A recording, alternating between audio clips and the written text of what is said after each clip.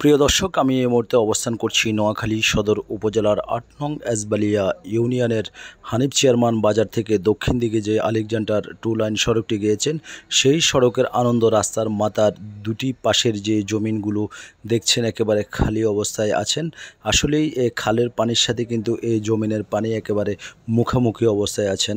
বারবার কৃষকেরা কিন্তু জ্বালা রোপণ করার চেষ্টা করেছেন এবং জ্বালা ফালানোর চেষ্টা করেছেন, কিন্তু বন্যার পানি কিন্তু তলিয়ে নিয়ে গিয়েছেন। আসলে তারা খুবই বারবার চেষ্টা করার পরেও কিন্তু তারা ব্যর্থ হয়ে গিয়েছেন। আপনারা সরাসরি দেখতে পাচ্ছেন যে দর্শক, এবার কৃষকের অবস্থা খুবই আশঙ্কাজনক এবং খুবই খারাপ অবস্থায় তারা জীবন জীবিকা পালন করছেন। এই যে দেখতে পাচ্ছেন যে কোনো প্রকারে তারা ধান আবাদ করতে পারেন নাই।